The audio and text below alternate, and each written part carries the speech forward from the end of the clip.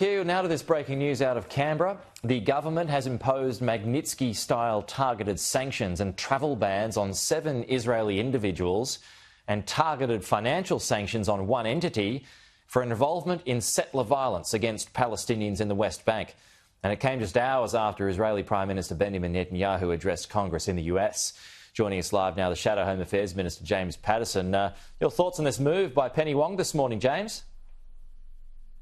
Good morning, Pete. Well, like you, I'm just getting across this news this morning, so I'll be seeking further information from the government throughout the day about the rationale for this and the precedent for this. It seems like the government is pointing to other like-minded partners who've enacted similar sanctions for similar reasons as a justification. That would be interesting because, of course, this is a government that has failed to follow our other like-minded partners, including Canada, the United States, the European Union, the United Kingdom and others, in sanctioning the very serious human rights abuses occurring in Xinjiang in China, despite the fact that when she was the opposition Shadow Foreign Affairs spokeswoman, Penny Wong called on the then Morrison government to enact Magnitsky-style sanctions. We've been very clear about this issue for a long time. We support the two-state solution. Settler violence in the West Bank against Palestinians is not conducive to the two-state solution. Yeah. It is also a criminal act, and Israel has, in the past, prosecuted people for these crimes, and they should continue to do so. So on the face of it, and I know you want to research more about it, on the face of it though, you would support what Penny Wong is trying to do here, bearing in mind that that settler violence is not conducive to a two-state solution.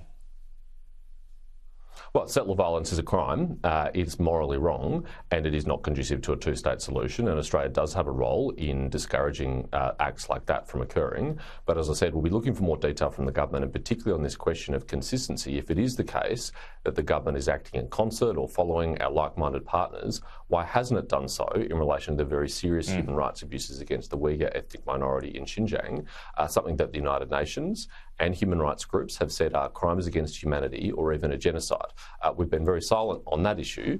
We've taken no action to sanction the officials responsible for that, despite Penny Wong calling on the previous government to do so. Just a final one on Benjamin Netanyahu this morning. I mean, he was fairly strong in his language about his opponents, whether they're political opponents or whether they're just protesters outside, calling them Iran's useful idiots. What do you think about that, and do you think that could extend to protesters here in Australia and those protests, those pro-Palestinian activists, particularly in Melbourne I saw yesterday, that continues?